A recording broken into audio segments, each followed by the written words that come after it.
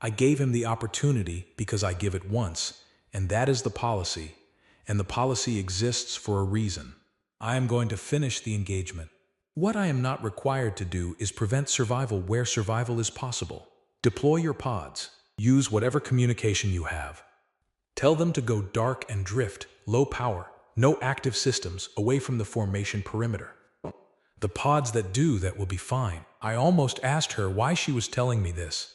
I stopped myself because the question felt ungrateful in a way I could not fully articulate, and because I thought I understood the answer. He was at the tactical display. He had heard the exchange. He looked at me for 2 seconds, and in those 2 seconds I saw, in the face of a fleet commander who had never lost an engagement in 26. Not accepted it, there is a difference, but understood it. The understanding came without heat. It was very quiet. I think it was the kind of understanding that comes to a person who has been very good at something for a very long time and has just discovered. He said, "Deploy the pods." I deployed the pods. I also, using the Sorth 9's command integration network, pushed the survival station and pod deployment order to every hull in the formation. I do not know how many received it. I know how many followed it, because I have had time in this escape pod to observe the other pods in range and to count. 55 survivors across a theater that fielded 11,240 hulls.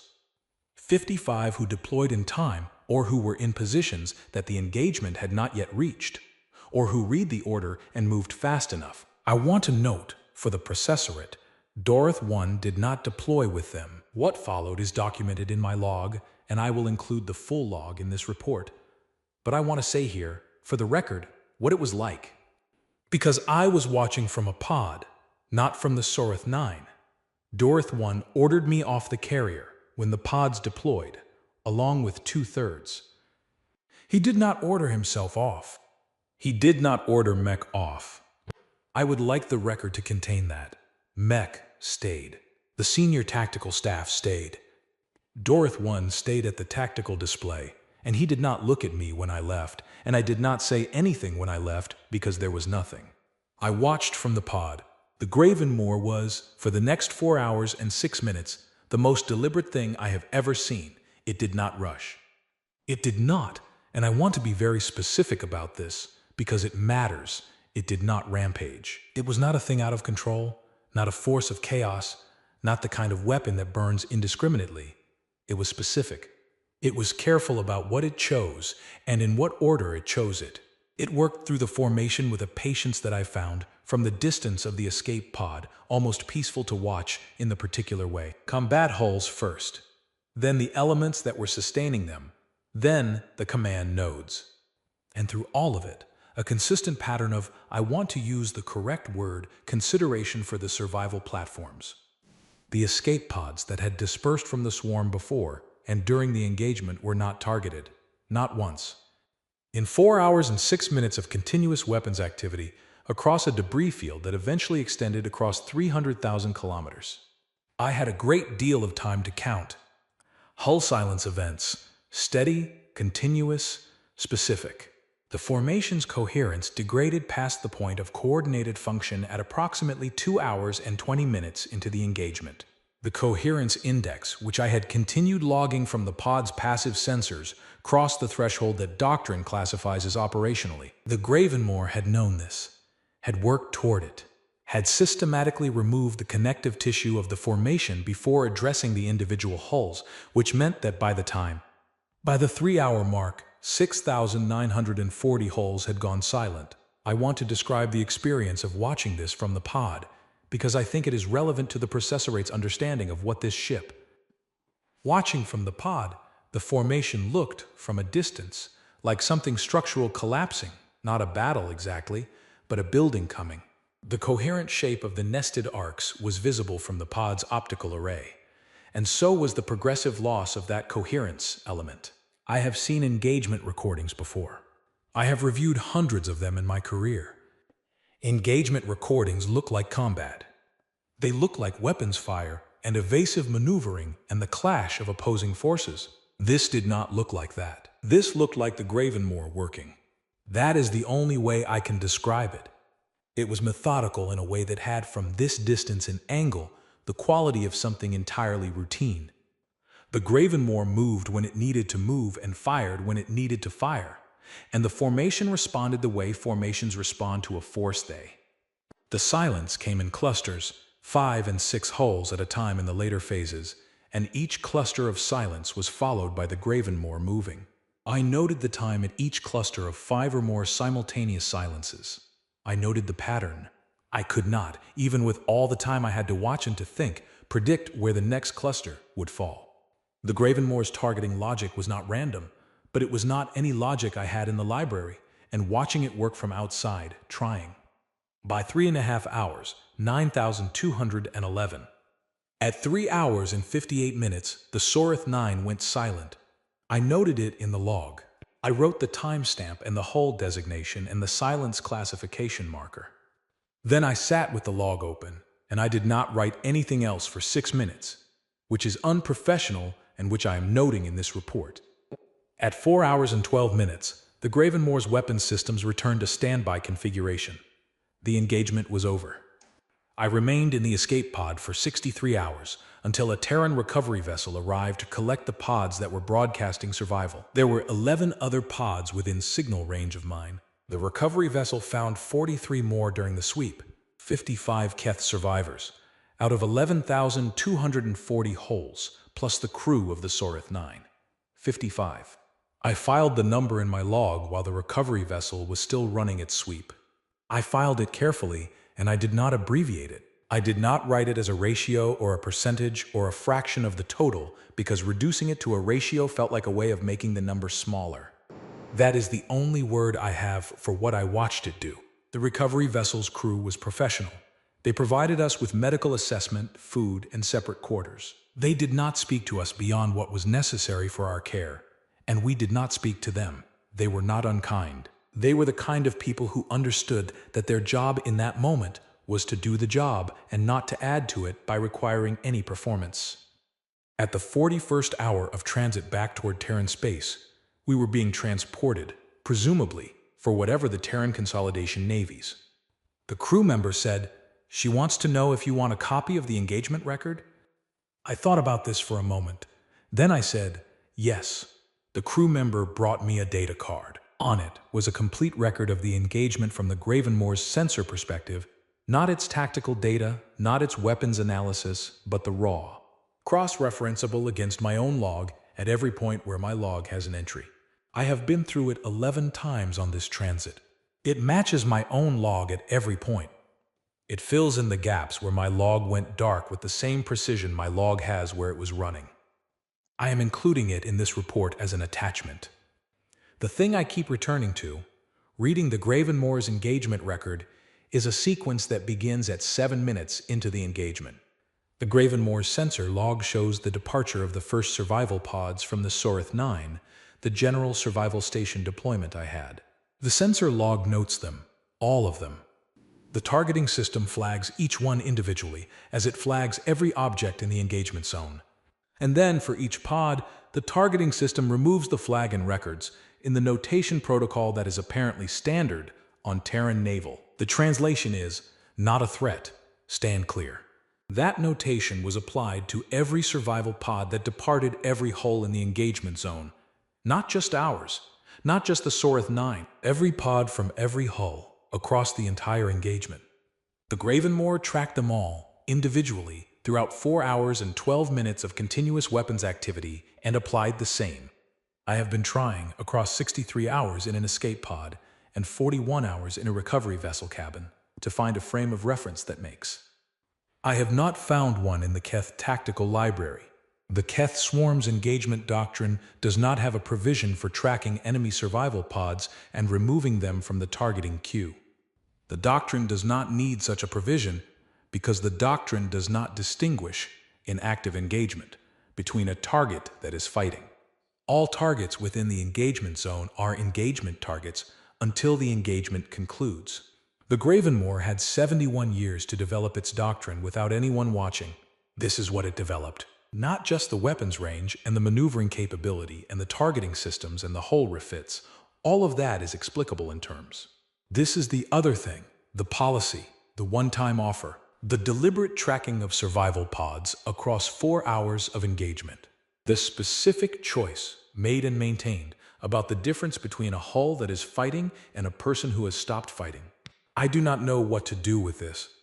I do not know how to file it in a way that the processorate will find actionable, because the processorate's frameworks are built. What the Gravenmoor did is not in the library.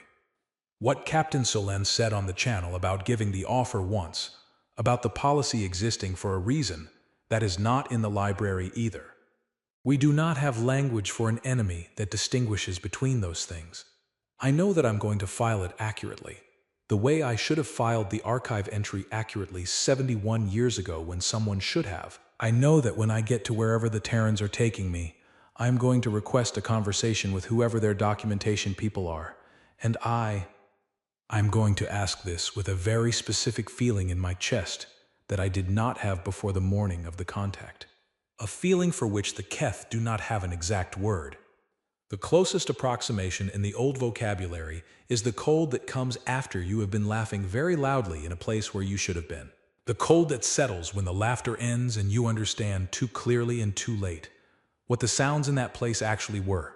The recovery vessel came out of transit drive 4 hours ago. Through the portal in my cabin, I can see a station, large, functional, utilitarian in the Terran way, none of the aesthetic embellishment. Some of those bays have ships in them. I have been trying, from this distance, to identify the class profiles. I can see 3 hulls of the Gravenmoor class, not 1, 3. They are all lit, every port, active station illumination, the engine glow of vessels at combat readiness. They are not identical to the Gravenmoor, not in the way ships from the same class usually look similar. Each one has the mismatched plating. Each one looks different in the details. Each one looks old and functional and completely awake. Each one has, I can see from here, the same kind of deep scoring along the forward sections that Mech identified on the Gravenmoor, the layered. I have checked the archive entry for the Gravenmoor class. There were 4 hulls launched, of which 3 were listed as decommissioned and 1, the Gravenmoor, was listed as assumed scrapped. The entry lists the class as extinct. I am looking at 3 hulls that the archive says do not exist. There are presumably 4. I am going to file an updated entry when I get access to a terminal. I'm going to update it to reflect what is currently in front of me, which is, I am going to open every Terran naval hull entry that is currently classified as decommissioned or scrapped or assumed scrapped or archive status. I will log the contact. I will log it carefully with the correct numbers, and I will not abbreviate any of them, and I will not write the glyph for a joke that isn't worth. The Gravenmoor didn't notice us. That is the most accurate summary I can write for the opening line of this report. 11,240 hulls, plus 1 command carrier with its full complement, the largest single theater deployment in this. It is out there now, somewhere in the patrol sector. It has been working for 9 years without anyone watching, doing whatever the Terran, and there are 3 more like it at this station, and presumably they have patrol sectors too, and presumably we do not know which sectors those are. We sent 11,000 ships, 55 came back. I do not know what number they would need to send to get a different result. I suspect this is a calculation the Terrans have already done. I suspect they arrived at a number and found it satisfactory and went back to work. I suspect they have been back at work for a very long time, and that the work is the kind of work that does not require witnesses, and that they were. That is the only lesson I have to offer the processorate, and I offer it at the cost of 11,000 hulls and 1 fleet commander who stayed. The contact came in at the 3rd interval of the deep watch cycle, and I remember laughing. That is what I keep coming back to. Not the hull signature, not the weapons analysis, not even the archive entry that should have made me pause. I keep coming back to the laugh. The way it moved through the command gallery of the Keth battle carrier Sorith 9 like a slow wave, starting at the scan station. The kind that comes from the belly and costs you breath. I can still hear it if I close my eyes. The archive entry read, Terran Dreadnought classes vessel, hull designation Gravenmoor, age profile, 94 Terran years, armament, listed. Last logged position, Terran Reclamation Yard Sector Niniteen. Threat Assessment Relic, classification, Non-combat. That was what I read. That was what I filed. And in the margin of my own assessment report, in the shorthand the Keth used for obvious conclusions, I wrote the glyph that translates most cleanly. I want to be precise about this, because precision is what the high processorate is going to demand from me, and because I have had a great deal. Precision means the archive said decommissioned, and I believed it. Precision means Tactical Ordnance Mech said the ship's drive signature was consistent with a transit range vessel making a positioning run. Not precision means Fleet Commander Dorith 1 looked at the contact data and said, and I am quoting from my own log here, send 4 wings. I want it for the entry hall. Precision means we thought it was a joke. I need to tell this in the order it happened, because the processorate will want to reconstruct the sequence, and because I owe it to the 11. I owe Dorith 1 that, though he will not be filing any reports of his own. So, from the beginning, the Keth swarm does not operate in the way that most spacefaring species understand fleet operations. Most species assemble a fleet the way you assemble an argument, carefully, piece by piece, with attention to what each component adds. The Keth swarm assembles a fleet the way water fills a container. We go until there is no more room. This is not an exaggeration, and it is not a boast. The swarm's operational doctrine, refined across 400 years of territorial expansion, is built on a single and irreducible premise. When you have 11,000 ships available to a single theater engagement, the question of tactics becomes largely academic. You are not selecting an approach. You are selecting how quickly you want the outcome. This doctrine had served us across 1,100 documented engagements. I want to establish this clearly for the processorate and for myself, because what I am about to describe is easier to understand if you understand. We believed it because it was true. We had tested it across 400 years and 1,100 engagements, and not once had the doctrine failed. There is no asterisk in the record. There is no engagement that the Keth swarm entered and did not win. This is not the kind of record that makes you arrogant. Exactly, arrogance implies a choice. The full numeral. In a theater that had fielded 11,240 hulls and a command carrier with a full crew complement. This is the kind of record that makes you certain, which is a different thing. We were certain. I was certain. The certainty was in the archive, and the archive was in my hands. And when the archive said a ship was a decommissioned relic of 94 years, that is what I want the processorate to understand. Not that we were careless, that we were wrong in the specific way you were wrong when you have been right for so long that the machinery of being right stops asking whether it. Dorith 1 had not dispatched 11,000 hulls to the contact, of course. That would have been wasteful. And the Keth are not wasteful. He sent 4 wings of the 13th Interceptor Cluster, 240 light pursuit hulls, because the contact was a single ship. Some of the interceptor pilots had begun placing bets on the transit time. I know this because I heard them over the open channel, which I had left running because there was nothing about this contact that suggested I should. The first anomaly came at 11 minutes after the 13th made visual contact. Mahik read it to me from the scan station. He was not laughing anymore. He was reading the way Keth officers read, when the numbers are not cooperating, carefully, syllable by syllable, as though the deliberateness. I am showing a weapon's signature from the contact that is not consistent with the archive entry. Define inconsistent, I said. I was not alarmed. I was mildly irritated, the way you are when administrative error intrudes on what should be a routine morning.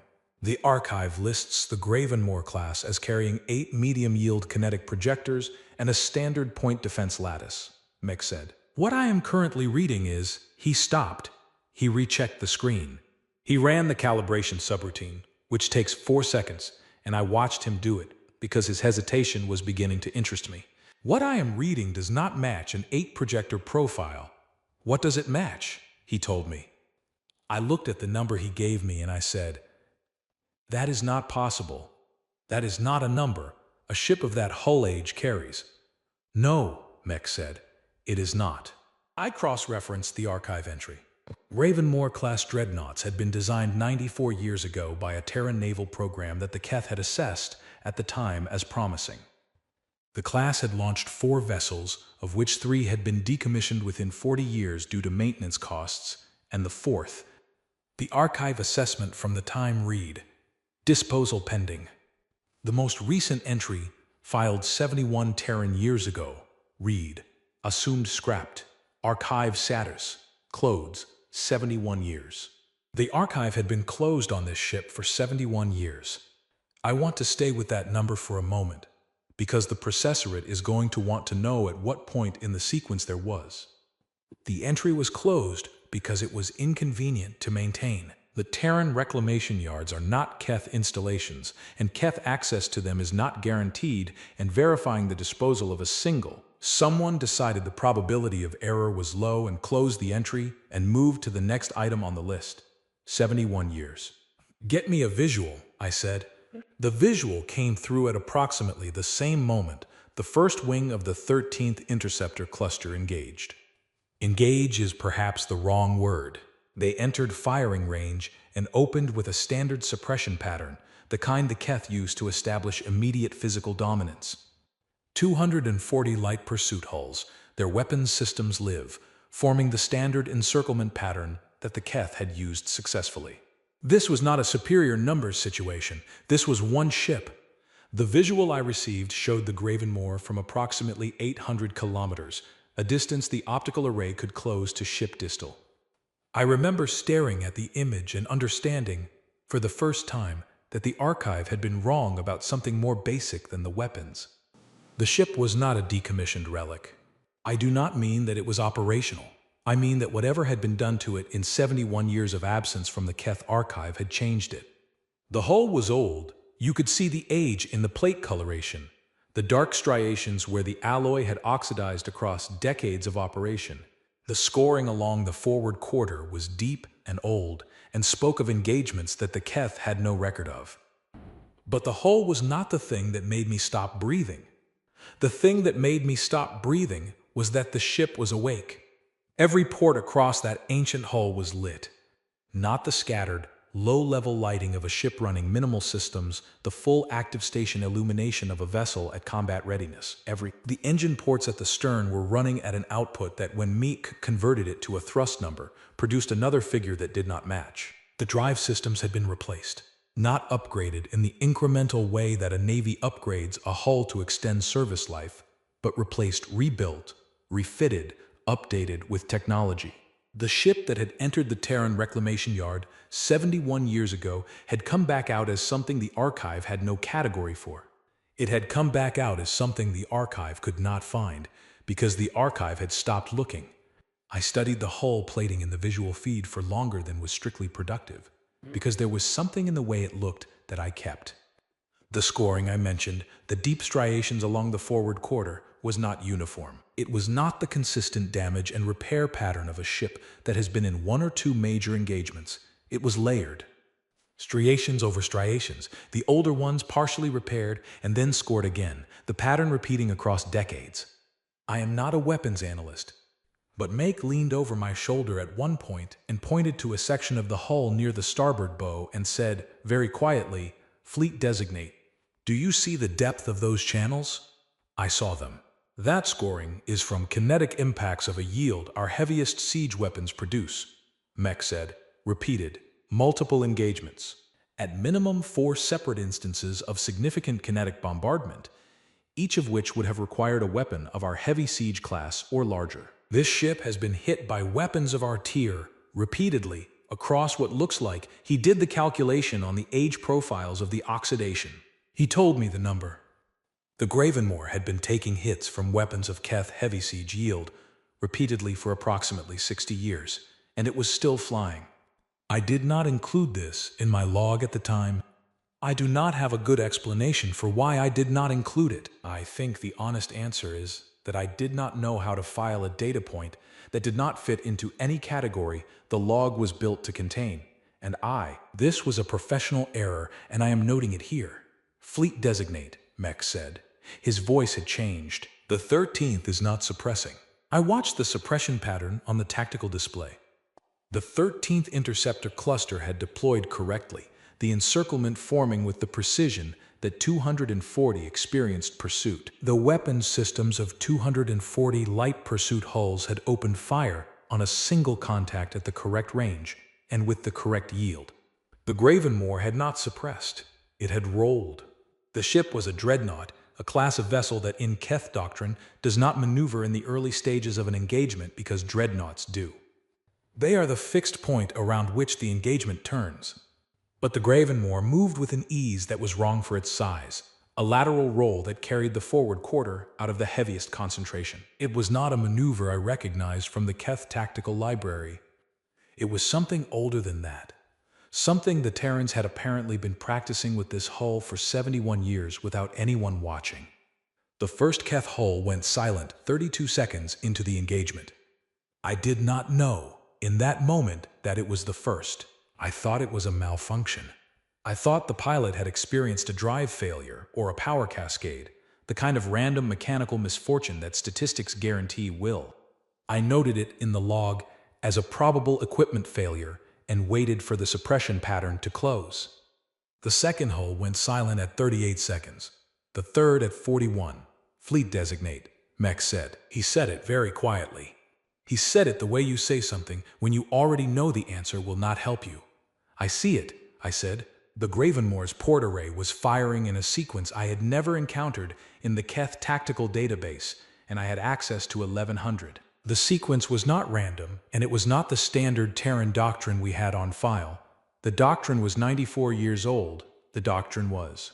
Whatever doctrine the Gravenmoor was operating under had been written for the weapon systems it actually carried, for the drive capability it. By the 2-minute mark, 19 hulls of the 13th had gone silent. I want to be specific about what this looked like on the tactical display, because the processorate is going to want to understand the progression. The display shows each hull in the engagement as a point of light. Active hull, a solid point. Silent hull, a different marker, a dimmer one, that the system assigns when a hull stops broadcasting across all channels simultaneously. When the third hull went silent, I had 3 dim points on a display that had started with 243. The display looked largely unchanged. There was no sense of cascading failure. There was no visible catastrophe. There were just fewer lights.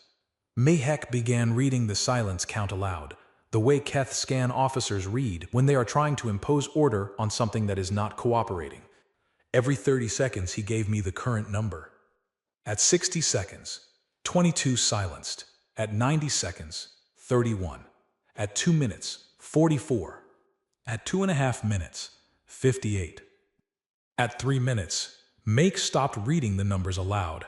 I asked him why. He said, because the rate is increasing. Fleet designate, and I do not know how to read it in a useful way anymore. I can give you the count, but I cannot give you what is supposed to go after the count. I said, read it anyway.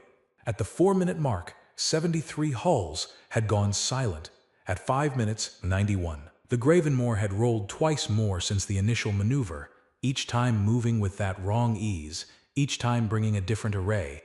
The encirclement that had been crisp and correct at the moment of engagement was ragged now, gaps where silenced hulls had been the surviving. By the 2-minute mark, Fleet Commander Dorth 1 came to the scan station personally, which he had not done since the veteran engagement 6 years. He looked at the tactical display.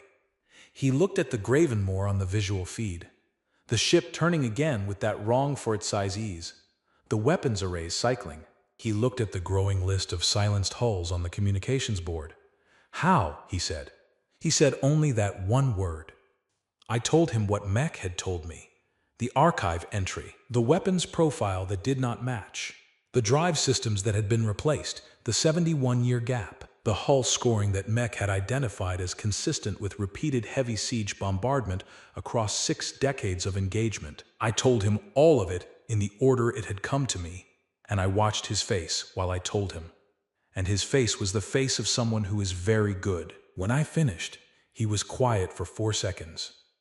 Then he said, recall the 13th and send me the full battle swarm. I want to stop here, because the processorate is going to ask me whether I advised against this, and I want the record to be accurate. I did not advise against it. I am a fleet designate, a documentation officer, an assessment and record specialist. I file what I see, and I provide the commanders with analysis. It was not my place to tell Dorth 1 that sending 11,000 hulls against one ship was a decision I was uncertain about, partly because it 11,000 holes is 11,000 holes. The Keth swarm had never, in 400 years of expansion, in 1,100 documented engagements, lost a battle in which it had deployed. The doctrine said this was impossible. I filed the recall order for the 13th. I filed the deployment order for the full swarm. I noted in the log, with what I recognize now as a very specific kind of professional blindness, that the Gravenmoor had silenced 100. I wrote that number and I thought, that is catastrophic for a collection run, but not for a full battle swarm engagement. The swarm would absorb the loss of 109 light pursuit holes the way the ocean absorbs a handful of stones. 109 out of 11,243 is a number so small it does not round to anything. I was right. That is precisely what it was. A number so small it did not round to anything. The rounding error was mine. The full battle swarm of the Keth 13th Theater Command comprises 11,240 holes across 7 force classes. It is the largest single theater deployment the Keth swarm maintains in this sector, assembled here because this sector contains 3 inhabited. The swarm had not fired its weapons in 8 months. The crews were experienced, the hulls were maintained, and the doctrine was airtight. It takes 37 minutes for a full battle swarm to assemble from dispersed patrol positions into combat formation. The Gravenmoor did not wait. I do not fully understand, even now, how the Gravenmoor's sensors could have given it accurate targeting data for a dispersed formation. The Keth countermeasure suite is rated to defeat targeting systems 2 generations more advanced than anything the archive had listed as operational. I say this not to excuse what happened, but to explain why I could not understand it as it was happening, why I kept expecting the situation. The numbers did not cooperate. The first heavy siege hull went silent, while the swarm was still forming. It was Cluster 9 of the 7th Siege Division, which had been holding a patrol position approximately 12,000 kilometers from the contact. It was not a hull in the engagement area. It was not a hull that should have been targetable by a ship the size of the Gravenmoor at that range with any weapon system the archive had on file. The silence lasted 4 seconds, and then the pilot of Cluster 9's bridge, secondary, sent a transmission that consisted entirely of the Keth word. It is an archaic word. We teach it in schools as an artifact of old Keth cosmology. I had never heard it used in an operational channel. Then Cluster 9 went permanently silent. I noted it in the log. I did not know how to categorize it, so I wrote anomalous contact loss and moved to the next item on my board, because the next item was the recall. I told Dorothwan I was working on a revised estimate. He said, "Work faster." The second heavy siege loss came 4 minutes later. The third came 90 seconds after that. These were not patrol position hulls. By now the formation was assembling and the siege division had moved into its designated arc position. The range had decreased and the losses had not stopped. This was important data.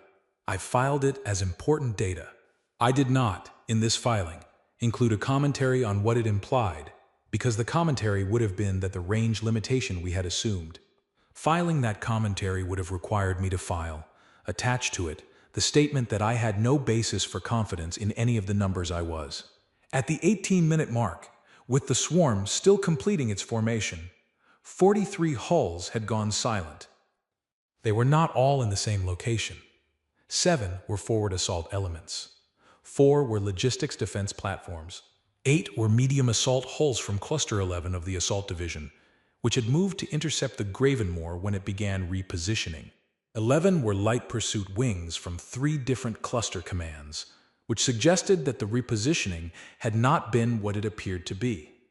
I noted that last item 3 times, crossing it out twice and rewriting it, because the Keth swarm's dreadnought analogs are the heaviest hulls. I rewrote it the 3rd time and left it in the log, because the log is the log and it does not care what the archive says is possible. I sat with the number for a moment. 7 dreadnought analogs, each one a hull class that in the Keth tactical library requires a coordinated attack by no fewer than 12 heavy siege ships to defeat at standard. Silenced by a single contact operating at ranges our doctrine classified as impossible. Make, I said, yes, fleet designate. Is there any possibility the countermeasure suite is producing false positive silence readings? Any electromagnetic phenomenon in this sector that could be generating false hull loss signals? Mech was quiet for a moment. He ran the background noise analysis. He calibrated against the sector's standard interference profile. He checked 3 times because he is thorough and because he knew what I was hoping he would find. He did not find it. No, fleet designate, he. Dorith 1 called me at the 23-minute mark. Vorith 7, he said. He used my full designation, which he had not done since my commission. I want your honest assessment, not the archive, not the doctrine. What you see. This is the part of the report I have written and deleted 4 times. I have deleted it because it is going to sound, in retrospect, like the kind of thing a fleet designate says when he is trying to protect his record. I am going to include it anyway, because the High Processorate asked for honesty, and because Dorith 1 asked for it first, and he deserved it. I told him, Commander, I believe we have an incomplete archive entry. I believe the Gravenmoor has been modified to a specification we have no record of. I believe its weapons range exceeds anything we can verify. Its drive performance exceeds the archive by a margin I cannot calculate without better. And I think, I said, that it has been this way for a very long time, and that we should have known, and that we did not know because the archive. I do not make tactical recommendations. I said, Commander, that is outside my Vorith 7. His voice was very level. What do you recommend? I looked at the tactical display. I looked at the 43 silenced hulls, then 51, the count updating while I held the channel open. I looked at the Gravenmoor on the visual feed, still moving with that wrong ease, the weapons cycling, the formation shifting around it in the way. I looked at the swarm, 11,000 hulls, still forming, enormous, overwhelming, the largest deployed force in this sector, the force that had. I recommend we attempt to open a communication channel before the formation is complete, I said, and that we use the channel to request clarification on the Gravenmoor's operational status, on the grounds that we may have acted on an outdated. You think one ship is going to talk to us, Dorith 1 said. I think, I said, that it has not destroyed us yet, and that this may be significant. What I meant, what I did not say, because saying it felt like a weight I was not authorized to place on the record, was that the Gravenmoor had the largest hull in the battle swarm, the one with the command integrated systems, the one whose loss would degrade the swarm's coordination. If the Gravenmoor wanted the Sorith 9, it had had 19 minutes to take it. It had not taken it. I did not know what this meant. I still do not know, with certainty, what this meant. But it was a data point, and I had very few data points that were not attached to silence, and I held onto it. Dorith 1 opened the communication channel. The Gravenmoor answered on the first signal interval. I have the transcript in my records. I am including it here because the processorate will want it, and because I have read it 67 times in this escape pod, and I am still not. Sorith 9 Command. This is Fleet Commander Dorith 1 of the Keth 13th Theater Command, transmitting on the recognized emergency contact. We are requesting clarification of your operational status and of the events of the past 23 minutes. This is the detail that the processorate is going to find most interesting, and I want to be precise. The Gravenmoor altered its movement pattern. We believe there may have been a misunderstanding regarding the nature of our initial approach to your vessel. Gravenmoor, Fleet Commander.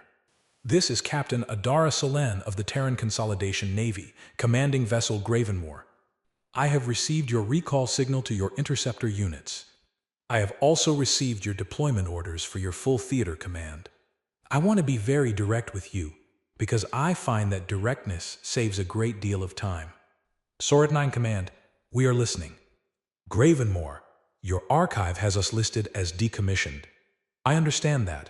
We went to the reclamation yard. What happened after that is not something we publicized, because we did not see the need. The Gravenmoor was not scrapped. It was refitted. It was refitted again. It has been refitted 7 times in 71 years, because the Terran Consolidation Navy takes the position that a good hull is worth keeping. We are in your space because we are on a patrol assignment. Fleet Commander, we patrol this sector. We have been patrolling this sector for 9 years without incident, and I would like this to continue being without incident where possible. A silence on the Keth side. Dorith 1 had covered his microphone, and I could hear him speaking to someone, but I could not hear what he said. Gravenmoor, Fleet Commander, I want to give you an opportunity to stand your swarm down. I want to be clear that I am offering this not because I have any uncertainty about what the next several hours will look like if you do not. You sent 240 ships to collect my hull number for your entry hall. I understand that was the order given, and it reflects what the archive told you about me. The archive was wrong. I would like us to proceed from that acknowledgement. Do you understand what I'm saying to you? Sorith 9 at command. I understand that you are a single vessel. Gravenmoor. Yes, I am. Sorith 9 at command, and you are suggesting that a single vessel, Gravenmoor, Fleet Commander. Your formation has 11,000 hulls. I am aware of this. I would ask you to be aware in turn that 11,000 hulls has not been a number that changed the quality of this conversation in the past. I am not saying this to be threatening. I am saying it because I believe you are a person who understands numbers, and that numbers may be useful here where other arguments have not been. I am asking you clearly and directly to stand your swarm down and withdraw from this sector. I am asking once. I want that on the record because the record matters to me. I am asking once. The communication channel remained open for 4 more seconds. I watched the tactical display. I watched the swarm formation completing its final positions. 11,000 hulls locking into the nested arc deployment that is the Keth swarms. Dorith 1 did not stand the swarm down. I could reconstruct the reasoning. I have, in this escape pod, spent considerable time reconstructing it.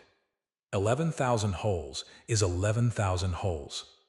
The doctrine says what it says. A fleet commander who has won every engagement he has ever entered does not, at the moment when the largest force in his theater is fully assembled. That is not how a fleet commander with 26 years of unbroken success maintains 26 years of unbroken success. He believed the doctrine. I would have believed it too. I believe I did believe it, right up until the moment the channel closed. The Gravenmoor's weapons systems went to full active at the 4-minute 12-second mark of the engagement with the full swarm. I know the exact time because I was logging continuously at that point, and I have the timestamp in the record. I am going to try to describe what happened next in a way that is useful to the processorate. I find this difficult, not because my memory of it is unclear. My memory of it is very clear, in the way that memories are clear when every detail. The nested arc formation works on the principle of layered engagement zones. The inner arc engages the target at close range with maximum weapon density. The outer arcs provide suppressive fire that degrades the target's ability to maneuver and respond to the inner arc. The carrier and command elements position inside the formation, protected by the density of hulls around them. The logistics platforms maintain position at the formation's edges, supporting the combat elements. The formation is, in doctrine, self-reinforcing. Damage to one element is absorbed by adjacent elements without loss of overall capability, because the doctrine was written for a target that could be attrited. The Gravenmoor could not be attrited, not by us, not with the weapons we had. The Keth swarm's standard weapons profiles are rated against published Terran hull specifications, and the Gravenmoor's hull specifications had not. Whatever the Gravenmoor's shielding and hull plating actually consisted of after 7 refits across 71 years, it was not what the archive. This is not a statement I make lightly. 11,000 hulls firing in coordinated sequence should have been able to defeat any single target in the engagement zone inside the first 20. This is not a theoretical claim. This is what the doctrine says, and the doctrine is based on 1,100 engagements, and it was wrong. The Gravenmoor survived the first 20 minutes. It survived them while moving, while firing, and I watched this on the tactical display, and I could not explain it, and I cannot fully explain it now, while doing something. Element by element, arc by arc, the Gravenmoor worked through the formation with the unhurried efficiency of something that has done this kind. That was the thing that was hardest to watch. That was the thing that made Mech stop reading the scan data aloud and start simply marking it. The Gravenmoor was choosing which elements to silence in which order, and the order was making the formation less coherent in ways that took me too. It was doing to us what a practiced hand does to a complex mechanism. Finding the load-bearing pieces, not the most visible ones, and removing them. At the 30-minute mark of the full engagement, 482 hulls had gone silent. I filed the number. I noted the Formation Coherence Degradation Index, which the tactical system calculates automatically and which had moved into the amber range. I flagged the targeting pattern as non-standard and beyond my current ability to predict. I sent the analysis to Dorothy 1. At the 31-minute mark, Dorothy 1 moved the Sorith 9, not toward the Gravenmoor, away from it, a repositioning deeper into the formation, a placing of additional hull mass between the command carrier and the contact. This is a recognized defensive maneuver in Keth doctrine, appropriate when a command element believes its position has been identified and targeted. I also understood, though I did not log this part, that moving a command carrier during an active engagement is the kind of decision. Not immediately, there was a delay of approximately 40 seconds, which may have been sensor processing time or may have been something else. The change in the Gravenmoor's vector was subtle, a degree of heading correction that would not have registered as significant if I had not been. It was not moving toward the Sorith 9. It was moving to a position from which the Sorith 9 would be accessible. It was planning ahead, through the formation that was between them, as though the formation were a medium it was moving through rather than, as though the 11,000 hulls were not a barrier, but a distance, and the Gravenmoor was simply calibrating for the time the distance would take. I opened a second communication channel. I want to be clear that I did not have the authority to do this. I am a fleet designate, a documentation officer. Opening communication channels during an active engagement is a command function. I opened it anyway, because the only alternative was to continue filing hull silence counts, and the hull silence counts were no longer providing. I opened the channel, and I said, without a prepared statement, without running it past anyone, Gravenmoor, this is Fleet Designate Vorith 7. I filed the archive assessment that described you as a relic and a non-threat. I want you to know that I am aware that assessment was incorrect. The channel was open for 3 seconds.